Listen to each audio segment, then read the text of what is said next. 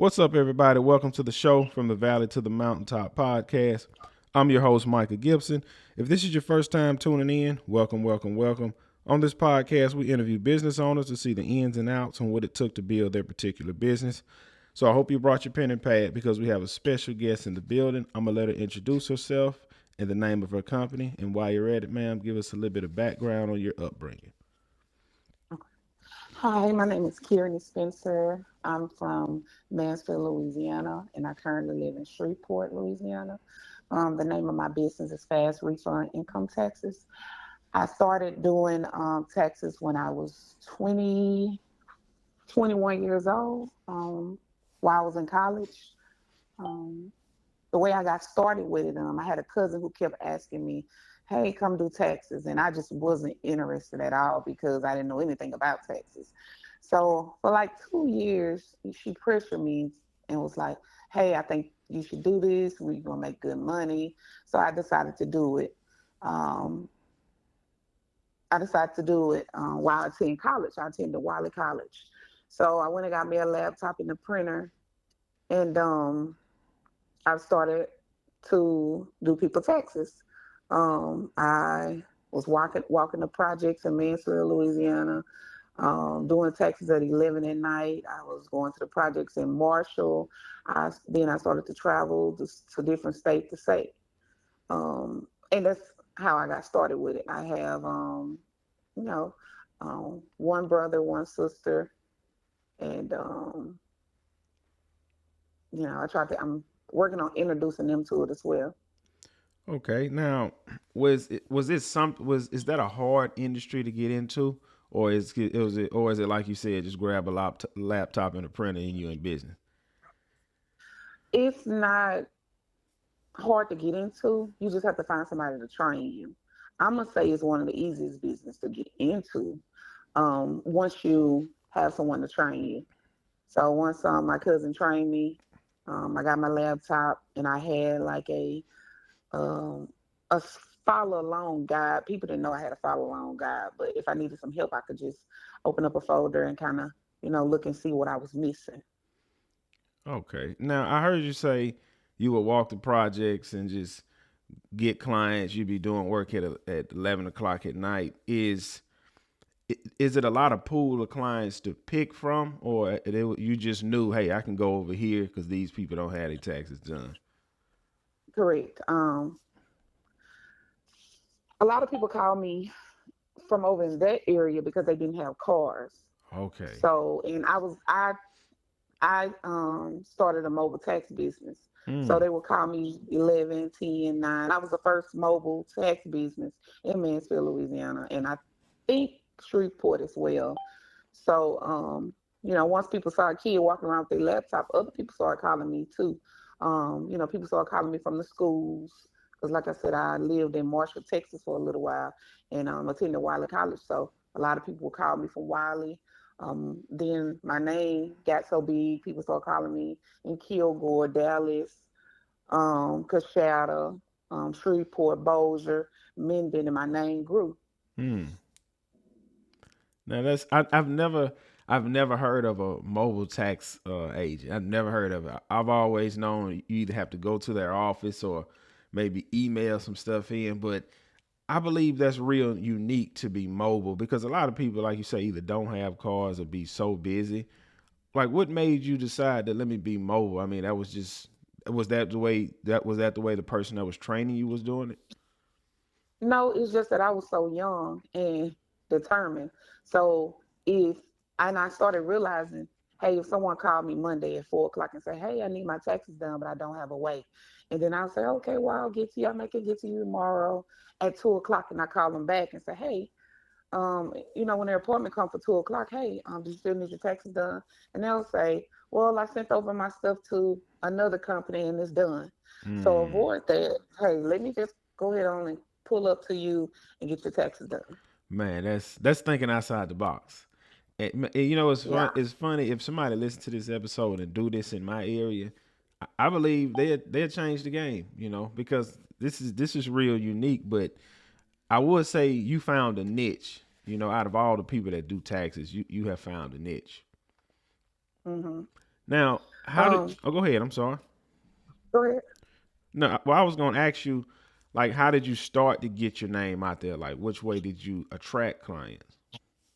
I attract clients because when I was walking, literally walking from house to house, because I'll see people outside, I'll see people in stores and outside, and I'll hand them a business card and say, hey, I do taxes, I'm mobile, I'll come to you.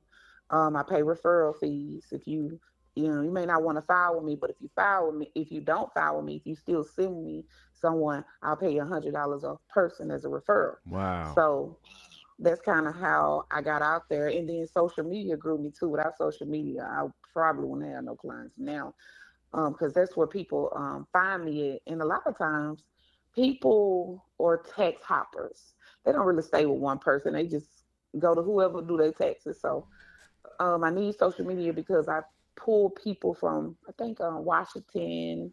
I have people from Washington, Alabama, just all over. So it's always new people. Okay. Okay. Now, you said people are tax hoppers. What is the? Because I've seen people do this too, and I've always kind of just stuck with one tax lady for like the past 10 years. Why do you think people do that? Jump from tax person to tax person? Honestly, they just don't care who do them. It's Really? no reason. They just a lot of people you just have that just don't care who do their taxes. Young, it's more so the young people.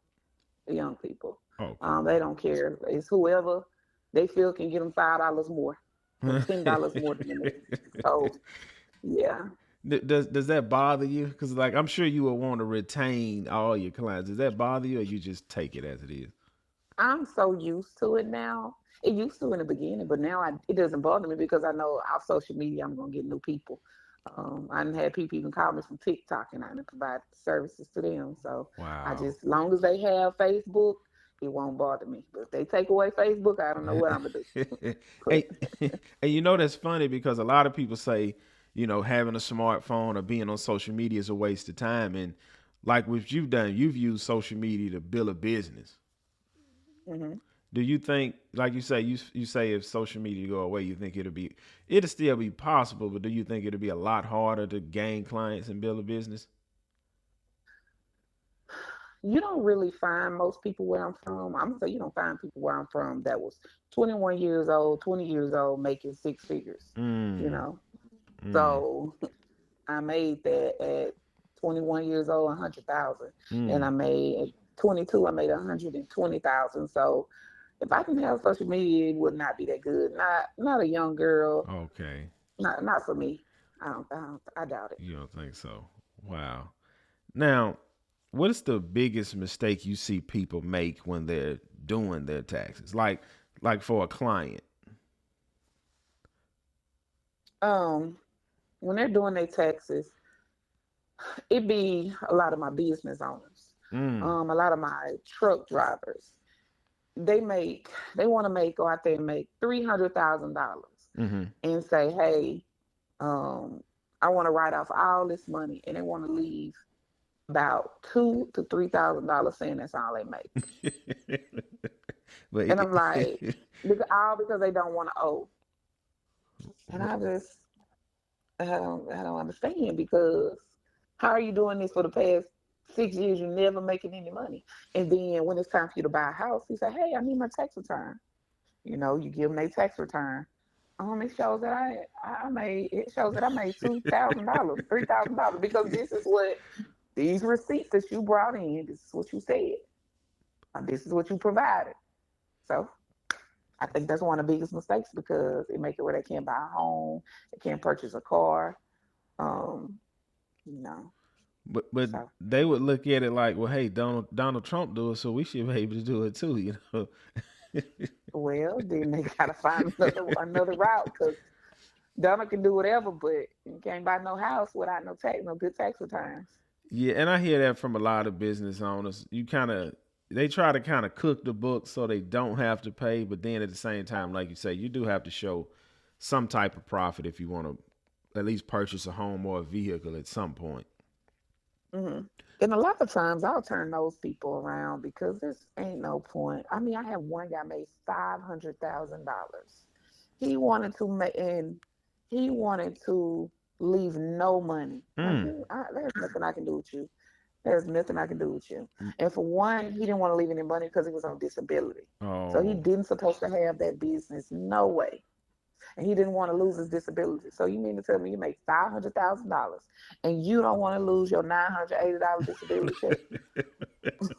It's fun. I know a So guy like that. He don't make that yeah, kind of so, money, but he could do better. But he don't want to, like you say, he don't. He's so scared. He got to owe or he'll lose his check. You know. right. Yeah. Now, have you ever dealt with somebody that's been audited, or have any of your clients ever been audited? Um, Honestly, I have had a couple of people become audited, but they wasn't audited because of something I did. Okay. They may were audited because they carried a niece or nephew. And a lot of times they say, hey, I've been carrying this niece and nephew for the past 5 or 6 years with the same last name, but it comes back, hey, I'm auditing your tax return because I need you to prove your dependent is who you say it is. So I have had that, which we gather all those documents and put it together, and we get it fixed if we can. But a lot of times people carry their niece and nephew and don't have the same last name, can't prove that it's their niece and nephew. So I have had those situations. Okay. Now, let's say if somebody do have their taxes done, like how long does that audit come back? Let's say they do their taxes in February. Sometimes they come back in a year or two. Wow, Mhm. really? Yeah. So when that comes in, they have to book another appointment and pay more money to get all of that straightened. No, I do it Okay. for them for free because Okay. I provided a service for Mm-hmm. them. So I'm gonna help them all the way because I don't want to lose a client for not helping them. A lot of times they go into panic mode Mm. and can't really read the letter the way it should be read, and they need help. Okay. And it's simple as providing, birth certificate if this person live with you, providing a lease agreement, school records, But a lot of times they're very lazy. They don't get you that information, Okay. or they'll bring enough just to file their taxes, but when the IRS get to asking for stuff much deeper, they don't provide it. Okay. Okay. Now let me ask you, the PPP loan. Have you ran across a lot of that? Like people, I guess, getting Um, audited, or people messing up, or Nope, I haven't ran across.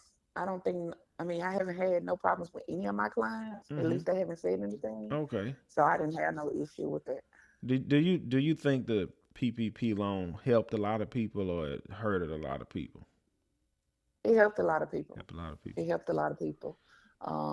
Only way I feel like it hurt them if they didn't do right by the money. Yeah, yeah, So if you yeah. didn't do right by the money and came back on you, then you hurt your own self. Because you had all opportunity to take that. So, some people got with $100,000. You had Mm-hmm. every opportunity to go buy you a little cash house. Look, I mean, it may not be much. Go get you a mobile home by 20,000. Could have took the rest and got you a vehicle. But if you just took the money and went about some jewelry or parted the money up and then hey, it came back on you, then you hurt yourself. Yeah, that's true. That is true. That is true. What's one of the best clients that you have had so far? Um, well, I have a lot of best clients. A lot of them. Just clients who come in who provide their information without giving me a hard time. They come in with the ID, the birth certificates, the social security cards, the W-2s, all their documents. And after I prepare their taxes, they don't bother me Mm. because they know that, hey, I'm just a transmitter. Calling me 1,000 times is pointless because there's no, once I submit it, there's nothing I can do if it takes a week, 2 weeks, 3 weeks. Then we can call and see, hey, what's the holdup on it. But a lot of times when I get those good clients like that, they know, hey, it's not on her. So they kind of pretty much don't pressure me. Okay, okay. Now, I've actually known people that do that. They'll file their taxes and think next week they're supposed to get their money. Do you offer some kind of I guess like tax advance? I see a lot of people doing that now. Yeah, I offer one up to $7,000. Oh I wow. love the tax advances because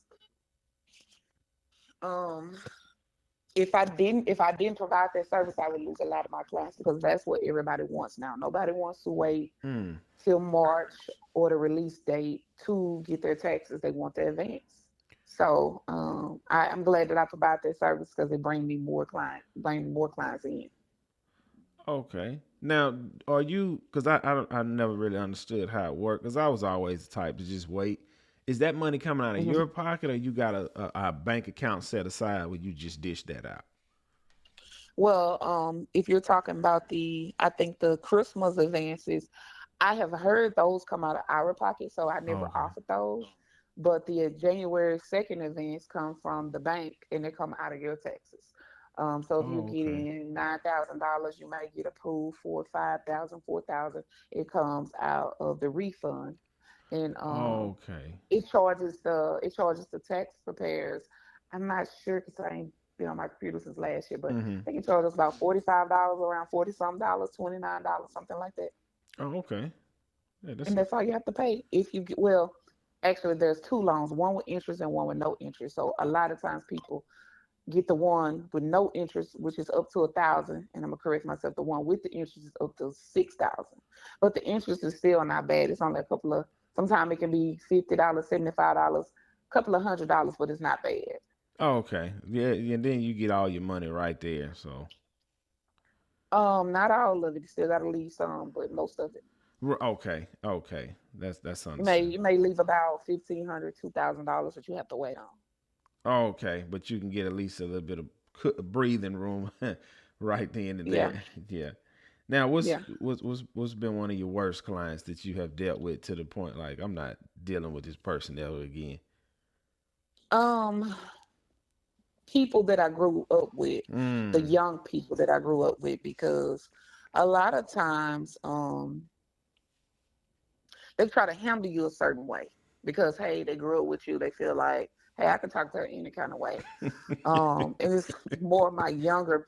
I'm not young. I'm 33, so I'm gonna say more of my 30-year olds. They kind of can be rude and disrespectful because they go to the IRS website. My boy is not moving. I filed 2 weeks ago. He hasn't changed. If you playing with me, I'm gonna call the IRS on you. Call them and tell them that hey, your boy isn't moving. I can't control your stuff not being moved. Right.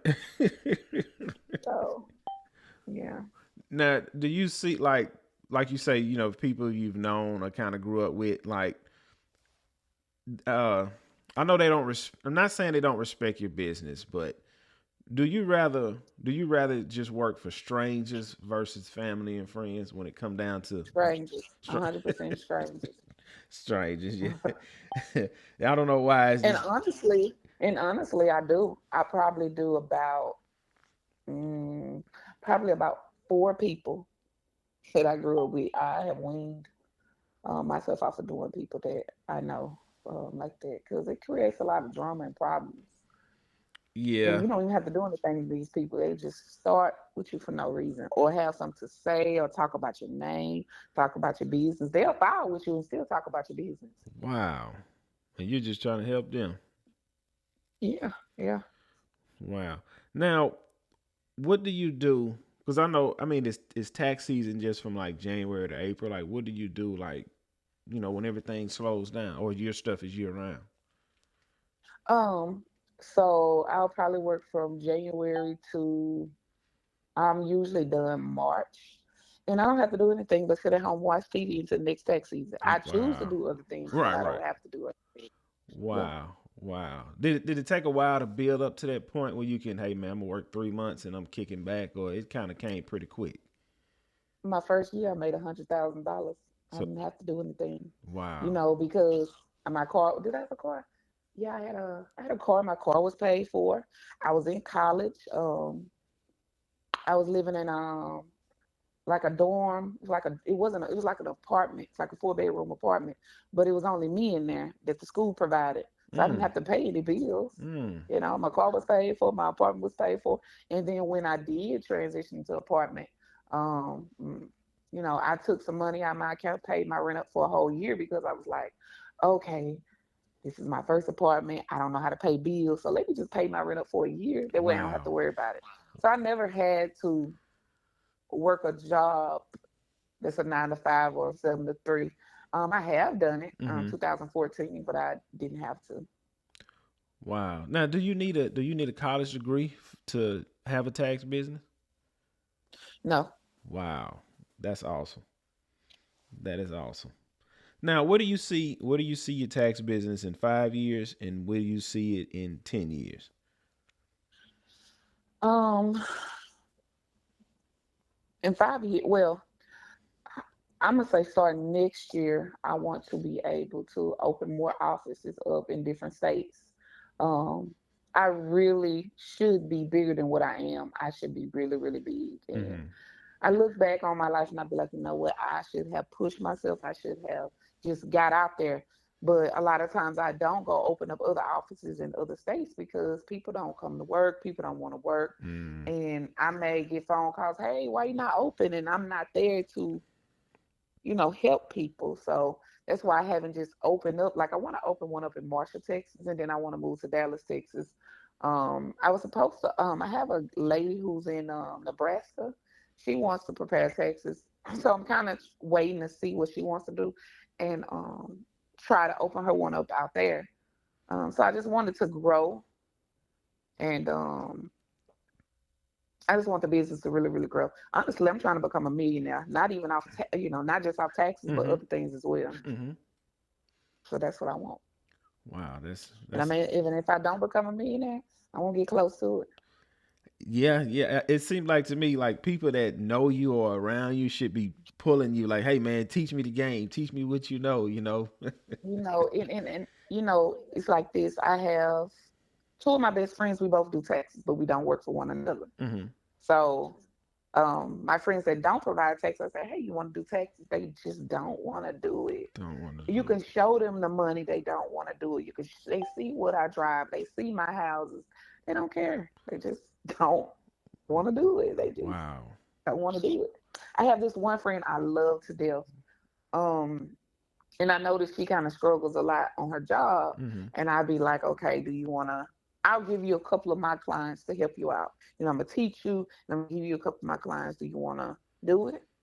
And it's always, I'll think about it, and she never does it. So, you know, Right. That's I believe the tax industry is slept on. I don't think people understand how much money is actually in it, you know.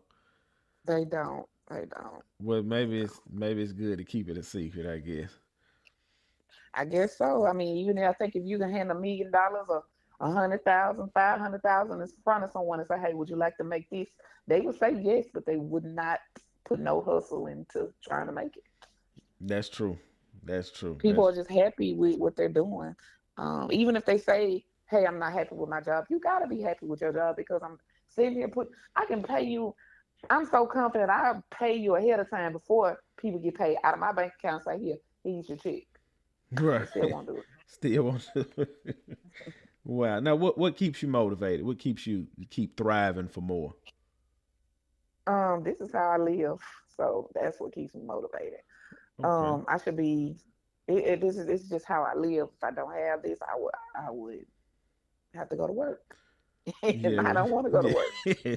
Yeah. Not So especially not for I don't nobody know else. how to work. I don't know how to work a 9 to 5. I just don't. Like I actually tried. Um, when I was at the paint shop, helping prepping the cars, Mm-hmm. and I think we started about 8 that morning, and we was done at 7. When I say I was wore out for 2 days, I was so tired, wow. and I just knew I couldn't do this every day. Now I'll go up there, well, we'll get everything together and help out, but every day I can't do it. I just ain't got it in me. And maybe I need to go to the gym, lose some weight, get in shape, but it wore me out. Now, who's been your biggest supporter thus far? Mm. Who's been my biggest supporter so far is Mm-hmm. my cousin Christy Jones. Okay. If nobody else support me, she does. She the one got me started doing taxes. And if I'm having a hard time or I can't figure out something, she usually come and help me, and we mostly help each other. She just always motivate me when it comes to the business. My other supporters, I have my best friend Samisha Lies.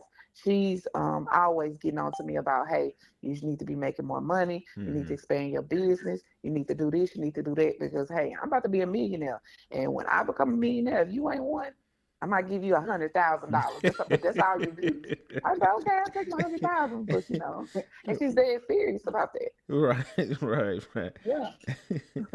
Now, the person that trained you, uh, have you surpassed them, or y'all kind of on the same level, headed to the same direction? Sometimes it's up and down. Up and down. Okay. Oh, it's up and down. Okay. It's up Okay. and down. Okay. Now, a couple more questions. I'm gonna get you out of here. Any books you are currently reading, or any motivational speakers that you listen to? Mm, I'm not currently reading any books, but what I do is for motivational speakers, I usually go on YouTube Mm-hmm. and I type in motivational speakers and I just um listen to what I hear on there. Let me see if I can see what's the name of one Mm-hmm. that I usually listen to. Let's see. Oh, actually, Steve Harvey has one that I Okay. listen to on there. Okay. Okay. And it's one called the comeback, Okay. That's awesome. and I listen to that one. Okay, that's pretty awesome. Now, do you see yourself? You know how sometimes you see content creators, they'll start a business, and then they in turn start selling courses on how to do the same thing that you're doing. Do you ever see yourself Mm. doing that? Becoming a service bureau. Yes, I Okay. do. I do. But it's kind of like now with when people when I ask people, hey, do you want to do taxes? My class is cheap.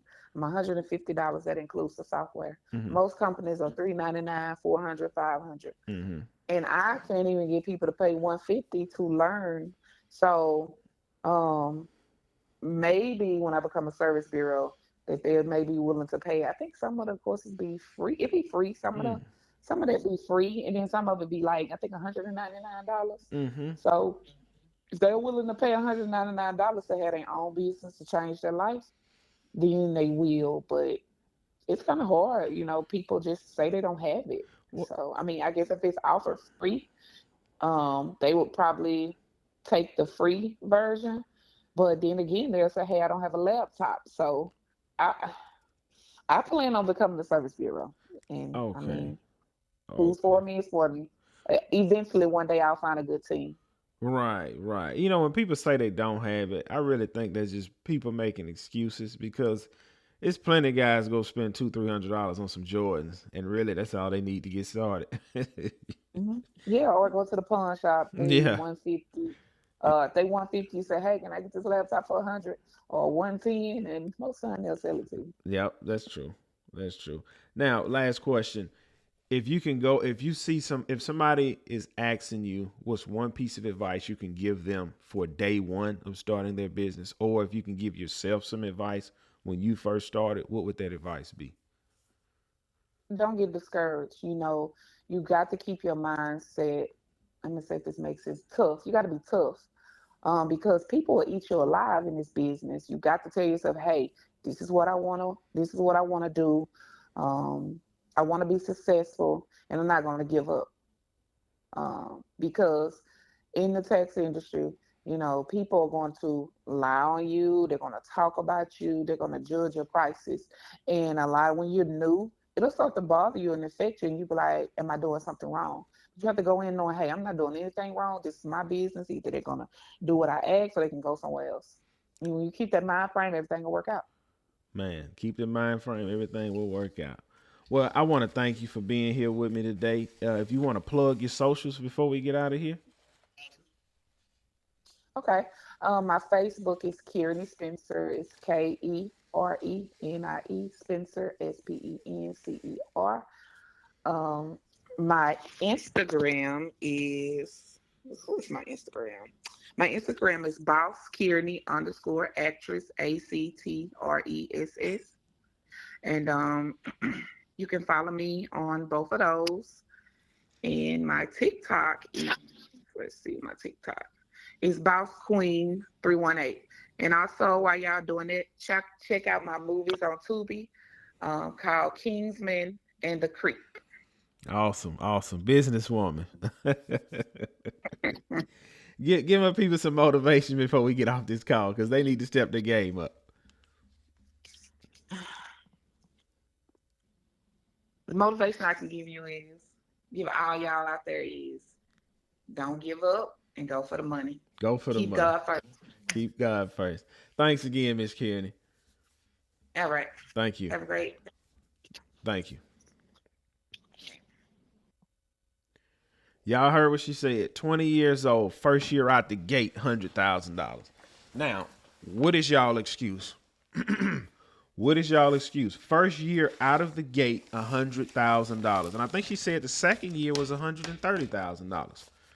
Now, and I asked her, what does it take to get started? She said she have a course. I think she said $150. Y'all can go back and listen to this episode, and a laptop.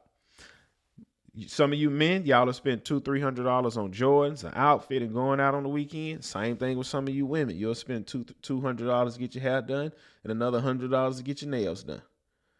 2025, we need to stop this nonsense. 2025 need to be the year of people creating businesses. This young lady has done it, and before we started the call, she has several businesses. This is not just the only one. But now you look and you see how she was determined to learn from somebody else, going into the projects 10, 11 o'clock at night doing taxes. That is a niche. Every tax agent I know have either worked in an office or you come to them. I've never in my life, of my 35 years, knowing any tax agent coming to you because that's convenient. You take a guy like me, hey man, I get off at 5 o'clock, your office closed. No problem, Mr. Gibson, I can come see you at your house. That's awesome. Somebody like my wife have multiple kids, don't really have nowhere to drop the kids off. She comes straight to them. She going to get the money. She's going to get the money. And a lot of y'all, and like you heard her say, she used social media to build her business. Social media to build her business. And y'all use social media for scrolling. Y'all use social media to just scroll and consume content, and she's out here making six figures, starting other businesses. And we didn't get into her other business because that's not everybody's business. But hey, man, I want to give Miss Kerenie a round of applause.